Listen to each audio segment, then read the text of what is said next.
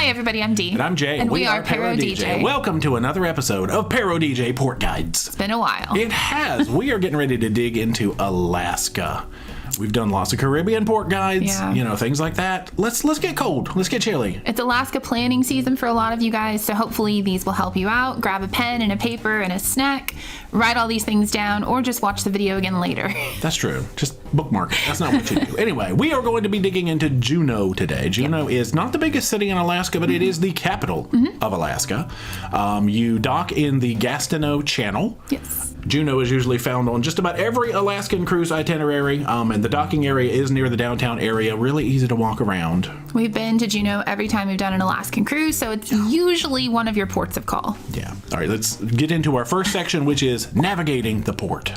So there are, by my count, 6 main docks, and going from the closest to the furthest from the downtown area, you have the F dock, which is the Seadrome dock, not usually used by cruise ships, at least not ones we sail. E dock, which is also called Alaska Steamship Dock. The D dock is the South Cruise Ship Berth. C dock is the intermediate vessel float, again, kind of small, not really used by a lot of ships we've seen.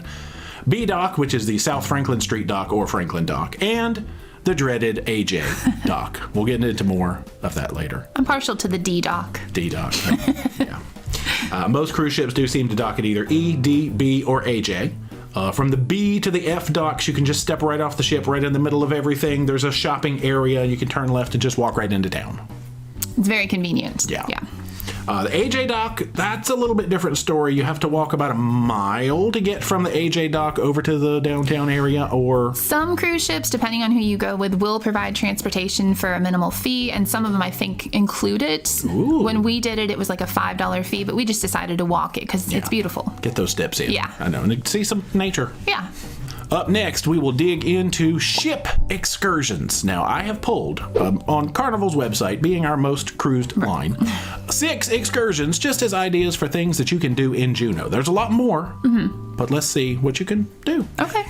First up, we have the Mendenhall Glacier Explorer. That is basically transportation to and from Mendenhall Glacier. And I think this tour gives you about 2.5 hours at Mendenhall. Now, when you think of Juneau, there's a couple of things that come to mind. Mendenhall is one of them. Definitely. Yeah, we've been a couple times. Yeah, it's a must-see because you can actually walk basically up to a glacier. Well, you can see a glacier very close, yeah. Yeah, and you can walk up to the waterfall, Nugget Falls, which is good. Lots of trails to walk around. Yeah. We'll probably talk more about Mendenhall here in a little bit. We definitely will.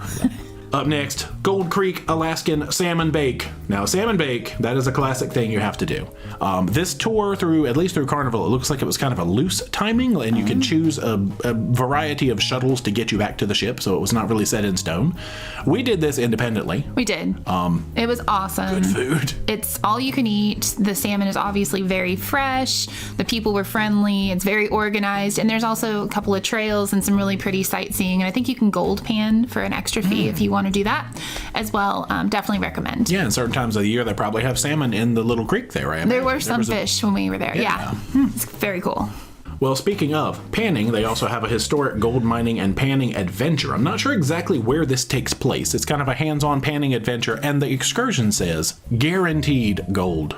Oh, wow. Is it fool's gold or real gold? They don't specify. I'm assuming it's some actual gold flake. Oh, that's cool. Which must be kind of predominant and maybe easy to find up there. It's definitely Alaska. Yeah, now we've not done that one personally, but it looks fun.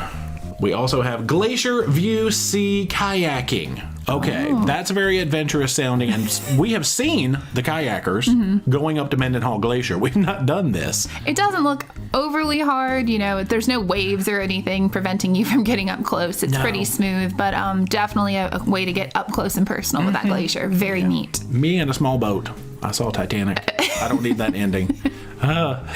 We've got the Express whale watching option, which this one we actually have done. This is the most affordable whale watching that we've found that you could do through Carnival, at least. I think it's about 3 hours. Yeah. They take you out to Auk Bay. Yes. And you just putter around. You can see, it's funny because you can see some of the same whales year after year, which we have. We've seen Flame, various babies of Flame. It's so cool. You get to go back and revisit your friends. Yeah. And we've seen whales every time. Oh, yeah. Whales, it's one of those things. When you think of Alaska, you're probably thinking about whales. Definitely. So there's lots of opportunities for that. I want to say Juneau is one of the top spots to get out and see whales because of Auk Bay. For sure, yeah. And this was the most affordable way, I think, that we found to do it, at least through the ship.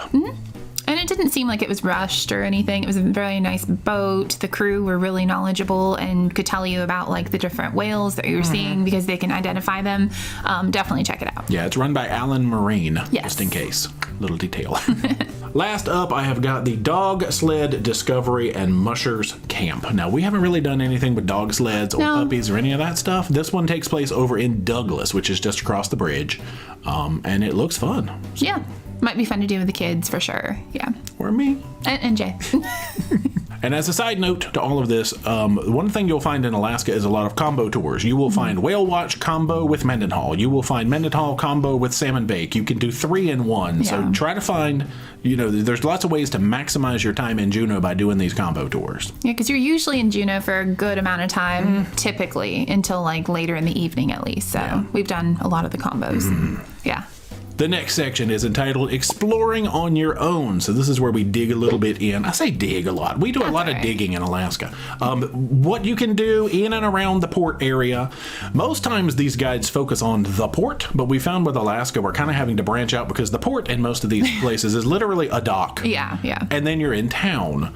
So what you can do within easy walking distance of the port. So with Juneau, let's start with Franklin Street. Okay. So lots of shopping, things along Franklin. You will find all sorts of cute things. There's the Alaska Shirt Company. You've got souvenirs, jewelry. If you walk far enough, you get all these classic eateries like Tracy's King Crab Shack. The Red Dog Saloon. I get Red Onion and Red Dog confused. Different port. So yeah, Red Dog Saloon. Yeah, Red Dog Saloon we've been there before. It's really like old-timey, kind of like back in the gold rush days. Very, very cool. Try a duck fart. It's very well known at that saloon specifically. What is it? Better than it sounds. Bailey's, It's got 3 Kahlua, layers. and something else. We tried it. It's fun. Yeah. Yeah, definitely got to get that. You do. Also, right in the pier area, they have the Fisherman's Memorial. There's the Archie Van Winkle Memorial, the USS Juneau Memorial. There's the Patsy Ann statue, which I guess Patsy Ann was the little dog. Yeah, the dog that used to greet the ships that would come in. Yeah. It's a really cute statue. A lot of history right there at the port you can wander around and see. And from the port, you can actually continue on the Seawalk and go around the corner. I think it meets up with Egan Drive over there. That'll lead you through the Marine Park, which is where they've got some food vendors in there. We haven't really tried any of those. Down to Overstreet Park. I mean, you pass a lot of stuff in between the 2 places. But eventually, when we went, our goal was Overstreet Park, which is where the giant whale statue was. That we've heard legend that it actually does shoot water out of it. While we were there. We waited like an hour and it didn't do it. But then I think we drove by at one point and it was. So you does just exist. Don't know. According to like Google, it's supposed to be like every 15 minutes. Don't listen to Google. That's not true. No. So, but it's really cool. You can take some cool photo ops. It looks like a whale's jumping behind Looks you. like you saw a real whale. Yeah. Oh, it's awesome. So fake it till you make it. Yes. So from the port area, you've also got easy access to the downtown transit center. That's kind of where Marine Way becomes Egan Drive. Like as you pass Main Street, you'll see it right there on the right-hand side. Boom, big bus station. And now that is one of the good budget tips, I would say, for Juneau, is you can ride the city bus around to places. Yep. And we'll talk a little bit more about that here in a hot minute, too. One thing I did want to focus on in each of these episodes is like hiking opportunities or, Nature walking. moderate walking opportunities, because that's one thing we like to do in Alaska. Love it. Yes. And for here, the one that we had picked out but hadn't gotten to do yet is the Gold Creek Flume Trail. It's not too far to get there from what I understand from town. People have recommended that you can start at the Gold Creek Flume Trailhead, which is on Evergreen. That one's a little bit more of an uphill, so they suggest catching a ride to that one. And then hiking the trail, and then you can walk back down Basin Road, and that'll put you back downtown. So when we finally do that, that's probably what we're gonna do. If you're super athletic, run up that hill. Yeah. Running up that hill. Yeah, we've heard it goes through a residential neighborhood, and people have said it's no joke to get up to that one trailhead. Yeah. So, Sounds fun though. Another section, especially for Alaska, that I want to highlight is something called Rainy Day Fun. What can you do? Because you know it rains in Alaska. A lot. A lot of these are going to be museum-type ideas, and for Juneau, we have picked out. The Alaska State Museum, have not been there, but have heard great things. There's also the Juneau Arts and Culture Center, Juneau Douglas City Museum, a good handful of stuff around the city, lots of historic buildings and things you can look at. So you'll have to walk in the rain to get to them, but then you can spend some time inside to dry up. Yeah, definitely wear waterproof layers in Alaska, but don't stay on the ship just because it's raining, because there's so much to see and do, and you don't want to miss that opportunity because they have things that are fun and educational. And the people that work there really are very passionate about what they do and want to tell you about their beautiful state. So check it out. A lot of history. So in this section, we also like to highlight some tour vendors because sometimes people want to explore on their own without being really on your own. So it's always good to have somebody who knows what they're doing. Correct. So, of course, one thing we mentioned before is the Mendenhall Glacier Visitor Center. Multiple ways that you can get there. One of those is to take the city bus from downtown. That's not a tour vendor. This is more of an on-your-own still. Very affordable, though. Right. But the only thing is, the stop, when they let you off, it's about 1.5 miles, I think, to actually walk up to the visitor center. So that's only if you're really in for an extra hike that day. Which is not that bad. It's not bad, probably, but we didn't go for that option. Because we hiked like 10 miles when we were there. Yeah. So that would have been a lot. One of the things you will find at the port is a lot of booths that call themselves something like Glacier Express. Right. It's basically a bus that will take you to the glacier and back. We used the one from M&M Tours, but there were so many of them out there that day. They were all about the same price, similar levels of service. And some of them offer combo tours on the spot also true. if you don't just want to do that. Yeah. One independent vendor we have used is Juneau Whale Watch. I think one of the first times we went, it might have been the first time, we did the Mendenhall and Whale Watch combo with them. A nice big boat experience. Yeah, it was nice. Wasn't crowded when we went. No. I forget how many, I think it holds 40 some odd. Yeah. I forget the details, but it's double decker. Yeah, nice sized boat there. I guess that'll lead us over into whale watching because who doesn't want to talk about whales again? You know what I mean? Another vendor we used for whales, Harv and Marv's Outback Alaska, I think is the official name. That was the small boat experience. A very smooth and sleek small boat, even on a really rocky day. It had like the cool seats that move with you. Air ride. Yeah. Is that the right word? What, hydraulic seats? They were cool. That was cool. It was more comfortable riding, even though it was very wavy. It was a good operation, though. Yeah, but I think the smaller boats, you can get a little bit more up close and personal. You obviously have to keep your distance. There's laws. For a reason. But yeah, you can get a little closer, a little more intimate experience, which is always good. Yes. We have also got the Mount Roberts Tramway. Technically, I think it's run by Gold Belt Tram. That's what the building is called, but I've always called it the Mount Roberts Tramway. We have gone up there one time. Good. Lots of hiking trails up there. Yeah, I was going to say, it's not just the ride up, which the view is beautiful, but you can walk around and do hiking trails. We went all the way up. We didn't quite go all the way up. Well, I did turn around before we got pretty far up, and you can spend a lot of time up there. They have a restaurant, and they have shops up there as well. I think there's a bar. So you could spend a whole time. Lots of nature up there. Yeah, and it may be a good idea. A lot of times you can book that one last minute, because if you get to Juneau and it's foggy, you might not want to go up the mountain. And it runs all day if they're open, so odds are you're going to get in. You just might be a little flexible with your timing. Yeah, maybe let the fog burn off, go later in the afternoon, something like that. For sure. We did touch on the Gold Creek Salmon Bake before, but we did that independently when we went. Actually, one thing we used was the Alaska Tour Saver coupon book. Yeah. And that helped us out with our tram ride, our salmon bake. We were able to book those directly. I don't know that those coupons still exist in the book. It did when we used it, which was, I believe, pre-COVID, or at least they assembled the book pre-COVID.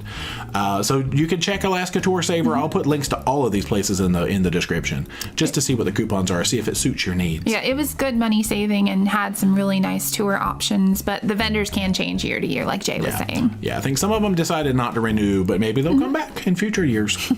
Another kind of unique thing that we did, which was also done directly, was the Glacier Gardens. Glacier Gardens Rainforest Adventure, they called it. If you're into botanical anything, this place is gorgeous. And the gentleman who planted them all was actually there that day, so that was really cool. Yeah, he's got the upside down trees, I guess they call them. Yeah, I think that's what they call. So not only is it like botanical area you walk around, you actually get to get in like a golf cart kind of tractor thing and go up the mountain and look at all the flora and fauna along the way, and you might spot some wildlife. There's beautiful lookouts. It's really cool. I think it actually enters the Tongass National Rainforest. So for a brief moment, you are in the National Rainforest. That's so cool.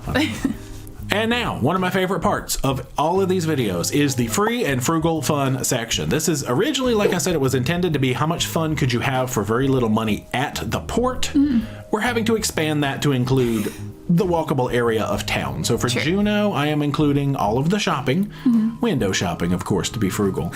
The restaurants you can kind of go in, it could be a little pricey, but I'll still include that in my frugal. All the history of the monuments, walking up and down the area. I think Taking pictures. Yeah, a lot of photo ops, a lot of birds. All the Ravens. Giant ravens. So for my free and frugal fun rating, I believe I am going to give Juneau, I'm going right in the middle of the road. I'm going to give Juneau a 5. There seems to be a good amount to do. No major attractions that I believe you can get in for free, but a lot of history, a lot of walking around, and just good stuff to look at. What's the scale? 10? 1 to 10. 1 to 10.